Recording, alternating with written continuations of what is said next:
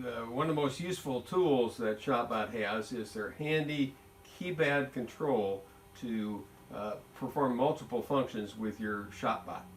This can either by typing in K into the command console or clicking on this icon, and you have the keypad come up on your screen. Now I've already done the homing routine on this, and I'm going to show you some very useful features here. This shows you your position of where your machine is at. If we want to move, we can hit the arrow keys right here and we move up, down, and if we want to go to jog, all we have to do is click this. Now if I hit right between these two keys right here, it will go diagonal or diagonal. Going back here between there, you see how both keys light up when I want to go diagonal. So this is excellent for moving your machine around in the keypad mode here. I'm going to turn off jog. So let's say we were wanting to move in to a certain place on your material, and we wanted to use hold the mouse out here, so actually I can move right here with the mouse. That's good, it's not doing it. There we go. You can see I'm not even at the keyboard, and I click the center scroll button to get to the next axis. Now I'm in the Y, and now I'm into the Z, and I'm going to move back over here. I'm going to click off remote, and then I can operate from my mouse over here, or I can use the up, down, and the arrow keys on the keyboard as well to move this.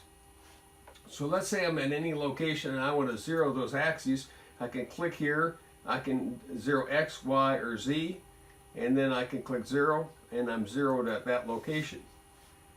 The next thing is if I want to dial in to a specific area, and I want to get to a specific spot, and I need a lot of precision, I click fixed. Usually I recommend 0.02 right here, and just hit the enter key, and then every time I click, you can just hear the sound.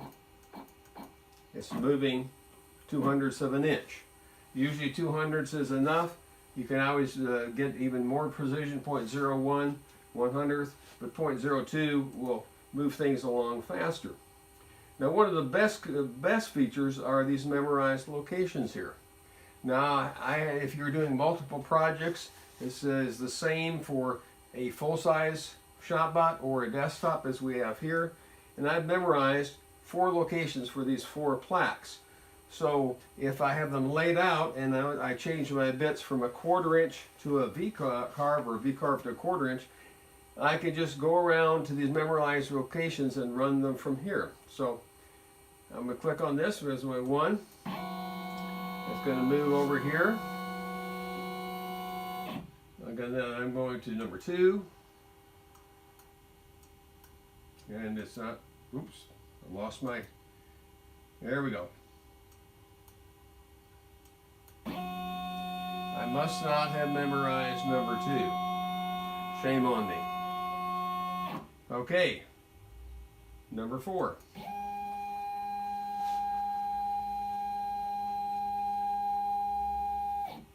Okay, now the good news is if, for example, I zeroed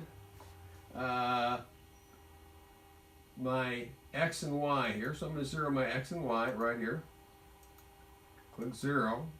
You see it is going to 0, 0. And I said, oh my goodness, I forgot what are the true coordinates for that location.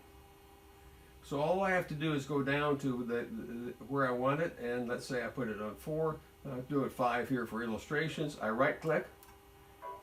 It has a little sound there, and it shows where the true location from the XY coordinates that we did when we did the homing routine. So if you forget, you're running a project and you forget, oh my goodness, I'm changing bits. What happens if something messes up and I have to do a homing routine? How do I get back here? This is how you do it. And so all again is I just move it off there, and then I go back to 4 here, and it's back in position. Now right here the lights on here, the number 4 is where your motor is on. The 1 input is when you're using your Z0 plate. You touch that and the number 1 input goes on. But let's say we are trying to go up to the height and we hit the limit. The green light goes on. Every time you hit the limit switch, I'm going to go move off there, get to my keypad again, and I'm going to go over here on my x-axis, and I hit the hard stop. You see the light has gone on, the green light has gone on. That means the limit switch has gone on. For the full-size machines, there's individual different lights that go on. There's a full display overview command sheet that goes over all these individual parts of this software. So refer back to that as well. I hope this has helped you get acquainted with your keypad, and to close it you can either hit the X, the escape key, or click any place on your desktop surfaces outside that keypad. Thank you for watching.